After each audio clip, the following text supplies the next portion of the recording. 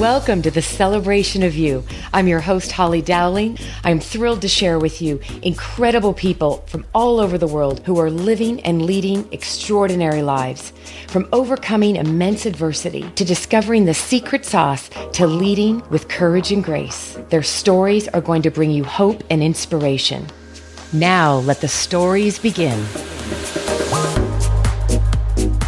Oh, I'm so excited to have the amazing and beautiful Susan Rocco with me today. And Susan, for most people, and I get to brag on you for just a minute because I have to, you're just amazing. Susan is the founder and producer of Women to Watch, which has been a world-renowned and globally impacted radio show that has truly taken off over the last several years. And Susan has the ability to interview and highlight amazing women globally that are making a difference. But what I love the most about Susan is that her passion and who she is really about, at the core of all of that, to figure out who people really are and then help to inspire and encourage self-esteem and confidence. So with that said, you're in for a big treat today. Because as you know, my dream and hope is to inspire people by sharing authentic, true gifts that amazing people are bringing into this world. So Susan, you're extraordinary. Thank you for being with me today. I'm honored. Well, no, I'm honored. And I thank you so much. I'm so thrilled, Holly, to be doing this with you because you have that gift that makes people feel comfortable. And, I will tell you, coming into this, I was a little bit nervous about doing exactly what I ask women to do every week on my own show. But I'm just so happy to be doing it with you. Your energy is just contagious. I love it. Well, thank you. And we have to just brag too a little bit that it's like, in life, when you truly open up and you are ready for whatever tomorrow is going to bring. And Susan and I are so privileged and blessed because we got to meet at the United Nations because we are both a part of an incredible movement called Empowering a Billion Women by 2020. So, I don't believe in coincidences. So everything has aligned beautifully. So Susan, get ready. I'm honored to have you. And I have to say, I was reading about Susan. So what everybody knows about you, you're this guru out there. And yes, you're amazing. You interview all these incredible people, but you have an incredible story. And I think we both laughed the other day. Will you take us back to kind of your Pollyanna, because you are so positive, but I want to know more about the Pollyanna. Okay. So I will, I say all the time to the women who come on my show that you cannot tell someone's story without starting at the very beginning. So that is what I would love to do with you and your listeners. So just to kind of give a little bit of background on myself, I grew up in a small town just outside of Philadelphia. It's called Flowertown. And I grew up in a Irish Catholic family, the middle, with two brothers on either side. And as a young girl growing up, I'll just go right to, what my greatest challenge was this severe low self-esteem, but also anxiety. I suffered from anxiety to the point of actually throughout different phases of growing up, when I was in grade school, real little, I would go to school and get sick. And then throughout high school, I was extremely insecure. And while I would kind of go about my day with the confidence of, working hard and being social and going to school, inside, I was just really a wreck. And by the time I went to college, I was having panic attacks. And I believe that a lot of that anxiety, I think, is a real issue that can be hereditary and, pretty much part of people's DNA. But I do think that there are experiences in people's lives that will trigger it and make it extreme. Mm-hmm. And for me, that was growing up in a family with an alcoholic father and a mother who fell into that trap of denial. Mm-hmm. So what I really want to make a point to say is that when I look back now, because we see things so differently as adults than we do as children, when I was in it, it was a very, it it brought about a lot of anxiety. And I think the reason was because not simply the fact that my dad was an alcoholic, but the secret of my dad being an alcoholic. So we kind of lived these two lives. On the outside, we were a very well-known family in the Philadelphia area, and my dad was very connected to people in high places. He was often asked to speak at large events, and we were very involved in the community and all of that good stuff. You can kind of paint the picture of this really wonderful family. And then at home, behind closed doors, my dad was a severe alcoholic and struggling with demons that even today he's not been able to overcome. And so we would wake up, just to kind of give you an example, I'd be a little girl, lying in bed at night. And we grew up in a small house, and right next door was my mom and dad's bedroom.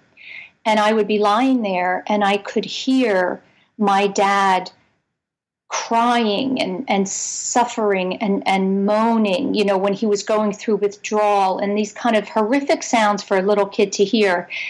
And then in the morning, my mom would come in and say, "Good morning, everybody. Who wants pancakes? Let's go to school." So there was this struggle for both my brothers and I, and we all have dealt with it in different ways. But I think that this secret keeping leads to shame, which can lead to anxiety. And that's kind of me giving a quick overview of the beginning. And my earliest memory of some bad times with my dad was probably at the age of 8. And then for many, many years, we were living this lie, really. So when you have something so severe like that going on in your household, and mom and dad are not sitting down with you as a child and saying, "This is what's going on, dad has a problem, and this is what we're going to do," it was never, ever, ever discussed. So it really wreaked havoc on my self-esteem, because I was questioning so much of our life and so much of what was going on. And then I also had this incredible deep desire to try to fix him and try to, help him get over this disease. And what his demons are and where it comes from, I still don't know to this day, because again, I talk about the Irish Catholics a lot, because I think in general, as a culture, it's very, very common. Alcoholism is certainly prevalent in the Irish culture. And then what they do to kind of exacerbate that is to not talk about things that matter, not talk about the tough stuff, and just really kind of use humor as a way to cope. Yeah. I'm just going to sit here and tell you that I am in awe of you. And I am sitting here with my eyes closed and with goosebumps as I'm listening to you, because I can't thank you enough for being so brave right now. And I think, Susan, one more reason why we've been so divinely connected, and we say this, growing up in a very similar household, and we learned how to walk on eggshells, right? Because that's what we saw our mothers do. And when you say didn't talk about it and then wanting to fix it, and I think there's so many people out there that are going to be touched by this, because I don't think it's just and I totally appreciate and hear where you're going with the Irish Catholic, because it's probably it's very common. I think it's going on in households all over the world, especially in white collar right here in the United States. And I'd love to know, so where and at what point were you able to say to yourself, for the anxiety that caused, because again, there was no communication, right? You were learning, you were in your own way internalized all of this. At what point do you feel you had your own personal epiphany, maybe your own personal growth or shift, shall we say, for you to be able to go in a new direction? Or what did you do to help you get through this? Yeah, that's a great question. So I would say that for most of my life, when I was, growing up, and it was just really challenging for me. But at the same time, I always, for as far back as I can remember, even as a little girl, I was asking the big questions, like, why are we here? What is this life all about? And it was a voice that, kept saying to me, I want to make a difference. I want to make the world a better place. It sounds like a big kind of grand dream, but it was always gnawing at me. So as the years went on and I was kind of bouncing around from one thing to another that never really quite felt right for me, I was continually searching for something meaningful. And what happened was, what happens to a lot of people. I grew up, I went to school, I graduated Villanova and got my degree in communications because really I always did have a dream of being a journalist, being in media. The problem is, when I was in my 20s, I was not ready to pursue that because I just really hadn't found my confidence. So I graduated and I took many different jobs, kind of bouncing around. I worked at an ad agency. I worked in public relations. I went into sales. And then I met my wonderful husband and I had children. And so I did that, what they call the gap years where you stay home and raise your kids. And, that was and will always be the greatest thing I've ever done. And then I was facing, my gosh, the kids are growing up and I'm going to be an empty nester. And again, all of these years, and my husband will attest to this because he is just, my biggest fan. And he listened to my, my struggles of just feeling lost and as if I hadn't, I wasn't doing what I was meant to do. And so in August of 2012, it was the summer. And I said to you, Holly, before we started, I remember the exact day, time, moment where I was standing when I literally made a choice to go out into the world that day as Susan Rocco and stop worrying about what the rest of the world was doing and stop comparing myself and looking around. And for me, it was this awareness or this revelation that every single human being is an original. And I use that word. I think it's an important word because it's more than unique. It's more than special. If every soul on the planet is always going to be an original, I thought, my God, that's incredible. That's a miracle. There have been how many people, have been on the planet, and how many are here now, and how many are going to, are yet to come. And every single solitary one is an original. That to me is just the miracle of life. And I thought, well, if that is the case, then I don't have to worry about what other people are doing because there must be something different for me to offer the world. And that made me so excited and so happy. I mean, it just... Oh, I love that. I can't explain it. I just really made me feel important. I think that's a good word to use as well. People want to feel important. And I felt that now I can believe that.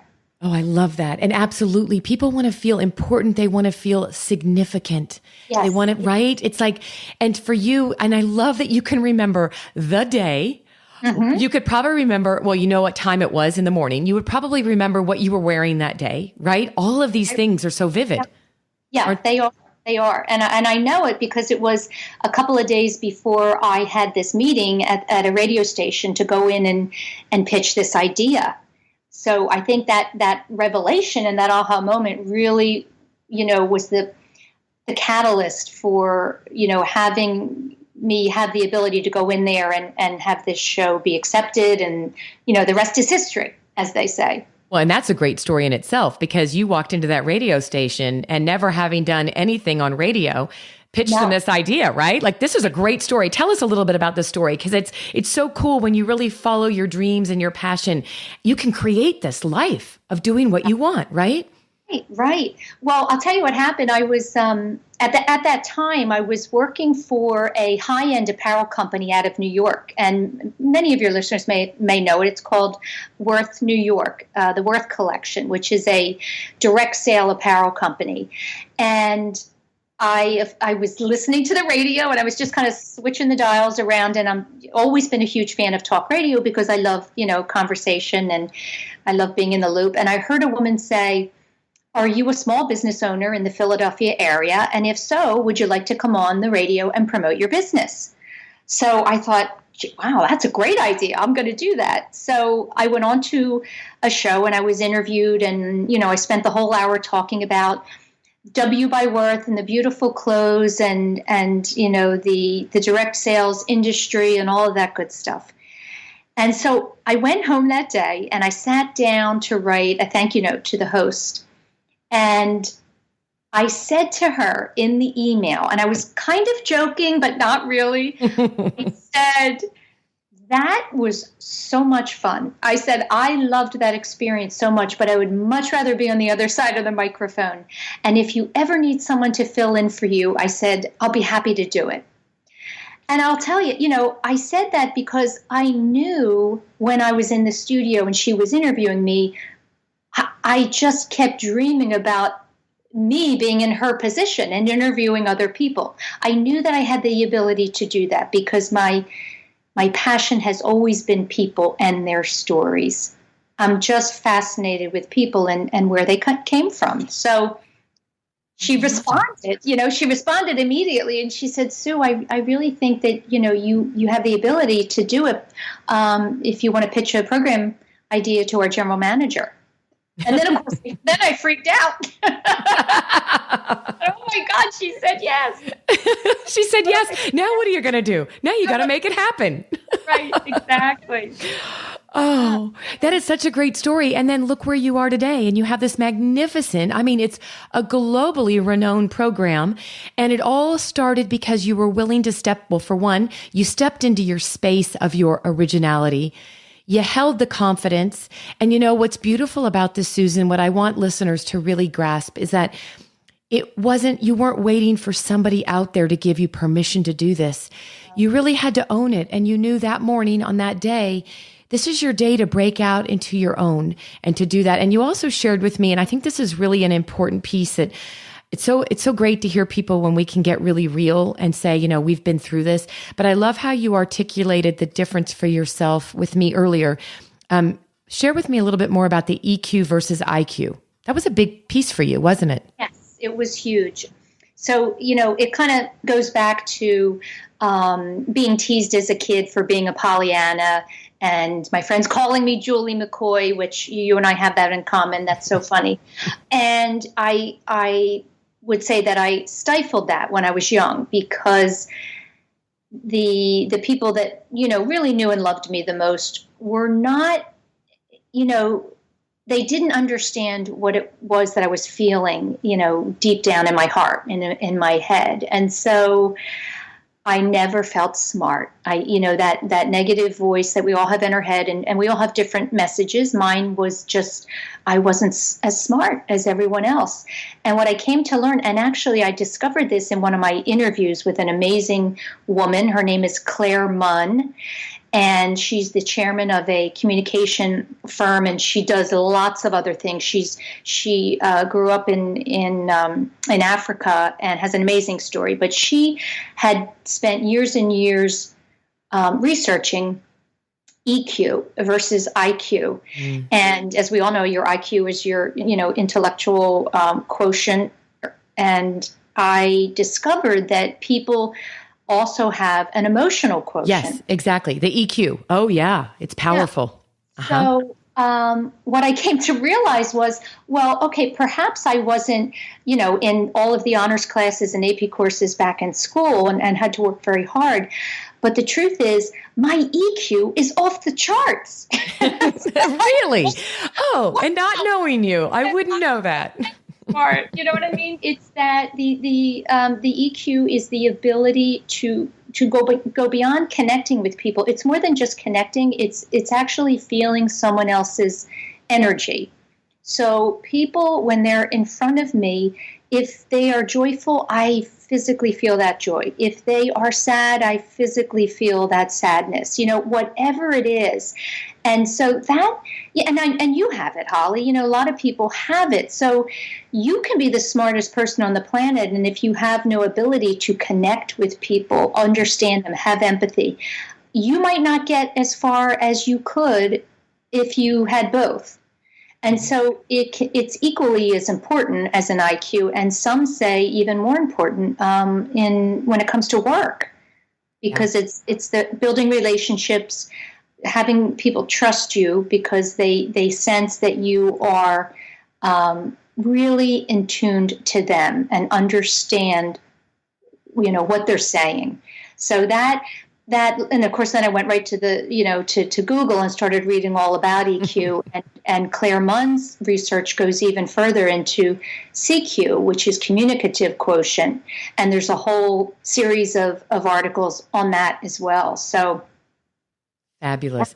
Well, and what's interesting too is that when you share that, think about like that was again another aha for you, was to realize you're off the charts with your EQ. And I think, with us at this, where we are in life, but think about the predominance of just the awareness now. And in the last, 2 decades, we're starting to hear a lot more about EQ.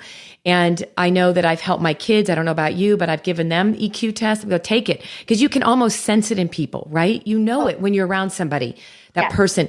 And the word that I like to use, and you'll love this, or you've probably heard this, but it's like a heightened sensory acuity. Yes. That's what it is, right? It's like, and for you to own that and realize that it's no wonder you're just magical and doing marvelous work with your show, because you're able to help people feel safe. It's funny, before we got on the call today, Susan, I was thinking about who you are and what I've gotten to know you. And there was words that came to mind, and I held off sharing this with you because I want you to hear it now. That when I think about the Susan Rocco that I've had the privilege of getting to know, you exemplify the words grace and strength all in one. Wow. That's so lovely to hear that. It's you. I appreciate that so much. Well, I mean, the strength took a long time to, I do probably feel stronger today than I ever have. And I'm working hard on my physical strength because my kids don't want me to get old too soon. See what happens to us? They're talking about me being older and I need to exercise. And I said, geez, Hey, you can only do one thing at a time, right? Yes, give mama a break. I'm working hard here. I'm trying to build a business. Oh, well, you know what I'd love? By the way, have you heard about this? So there's another one. I didn't know about the communicative quotient, the CQ, but I've recently become really enthralled with the SQ, the spiritual quotient. Are you familiar with that? I'm not, but I'm going to look it right up. I know you are. Yeah, wow. Now, tell me, how do they define that? Well, it's still very much, I'm just getting familiar with it because somebody brought it up to me at an event I was speaking at not too long ago. And I was fascinated and I'm like, I got to look this up. But it's basically saying that we all have, some of us even more so, a very heightened spiritual sense. So when you sense things going on in the world, even beyond, it's more like that energy. You can sense things going on. Like my husband will tease me and say, like, I know things without knowing it. Like, how do you know without knowing? Well, and I've had that since I was a little girl, and people will say, you just know it without knowing. Like, I can't explain it, but this kind of gave me an explanation of that we have this spiritual quotient too. And some of us, and it may be more of how we approach, meditation or all these other things going on in our life, but some of us just kind of have this weird sense of knowing things without knowing, or spiritually. So you'll have to read about it because I'm just getting myself interested in learning about it. It's fascinating. Yeah, it is fascinating. I find all of this, these types of, studying of the human being, mind, body, soul, it is fascinating. And I think it's probably being discussed more today than ever before, which is wonderful. Because again, it really speaks to the importance and the power of bringing together, having that diversity, because everyone has such different gifts, and we're, we all are strong in some areas and lack other areas. And so that's why so many wonderful things happen when you bring a diverse group of people into a room and start to talk. You never know what you're going to get. And that's why you do what you do and why you love it, right? You just love finding these things out.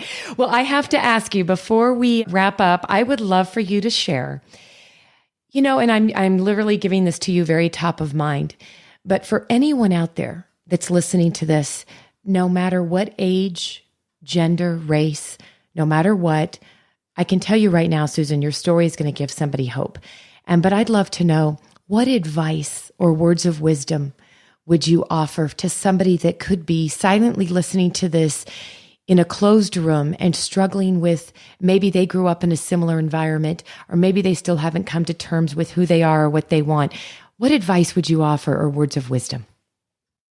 Well, I have learned so many things, and especially from the show, because gosh, how lucky am I? Every week I sit down with someone new and I learn a lesson from them.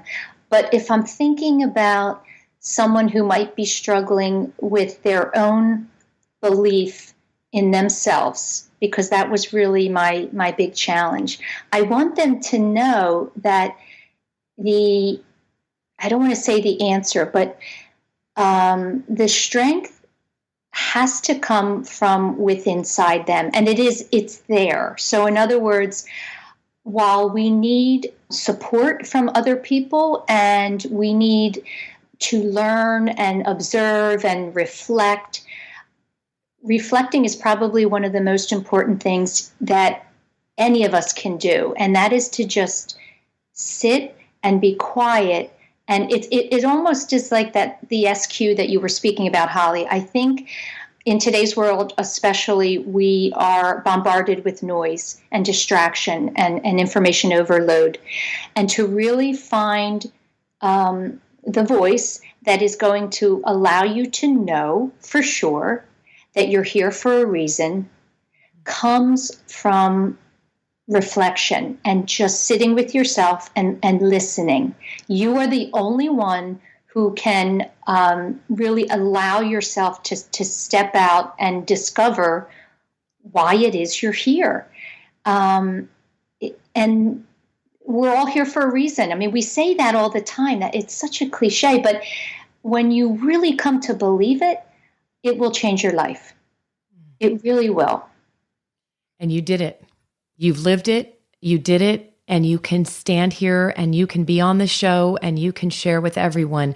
You took the time to reflect, and it doesn't matter how old we are, right? Even if it takes us half of a century to figure this out, we all need to know and be reminded. And I love how you said to reflect. There's so much noise in our world right now, and it's not just noise coming through our ears, right? It's noise by all the distractions from all of the different aspects of media hitting us from, we're on our phones, we have so much, it's clutter. But your advice is so important, that we won't find who we truly are and the original you unless we take time to reflect and get quiet and remove the noise. Right, exactly. It's very important. And the other thing is, Holly, to slow down. I think women in particular, we tend to bop around really quickly and do all of our tasks as quickly as we can. Something else that has really been a game changer for me is to slow down my speech, slow down when I'm reading or writing or anything that I'm doing. And I have to really force myself because I'm impatient by nature. I have found I'm so much more effective when I slow down. So I think that's just a really important thing for women in particular to remember. Totally agree with you. And I mean, I think we're all guilty of it, wearing so many hats. And, just the fact that you said slow down, there's a lot of work right now there's so much available to us on being mindful, right? Yes. Mindfulness. So I would encourage everybody to take some time and do a little research and find out what works for you. Maybe it's just taking a 10-minute walk and being away from everybody and no phone in your hand. Maybe it's going and just sitting and staring at a beautiful flower plant. We don't know what that is, but to slow down, I literally have been practicing this, Susan, because I learned and I heard this trick and I thought, I'm going to practice this before I could ever preach this to anyone else. But when you're holding a piece of paper or you're in the middle of doing one task, be 100% present on that task and mindful of it. And it's amazing how your day goes into a flow and you don't feel scattered. You know? Yes. Right? It gives you clarity, doesn't it? It gives you such clarity. You know, the mindful movement, I'm laughing as you say that because we were talking on the show about mindfulness, and I remember saying that I'm feeling so stressed because I have no time to be mindful. Tweet that one. Time to be mindful. It's stressing me out. Wait, that's a cliche and a classic, right? No, but so for me, I think just instead of going all the way into mindfulness or meditation, I've just learned to slow down, and that works for me. And I feel as if my whole day is being mindful because I'm just moving about my day slower. Oh, I love it. And what a note for us to pause and end on, as I just can't thank you enough for bringing your heart and soul and allowing this world to be touched by you getting real and sharing your past. I also want to thank you for giving us a new definition, the one, the renowned, and the original Susan Rocco. Thank you. Thank you, darling. Thank you, Holly. I'm so honored. Thanks so much. I appreciate it. Oh, I love it. Thank you for joining me for another awesome celebration of you. If you were inspired by this story, please share it with your family and friends and hashtag Your Story Matters. I'd love to hear from you, so please leave a comment on iTunes. And absolutely, please come to my website, hollydowling.com. Leave a comment there too, and while you're there, pick up your free gift. Most importantly, though, just remember that your life is a gift from God. What you do with it is your gift back.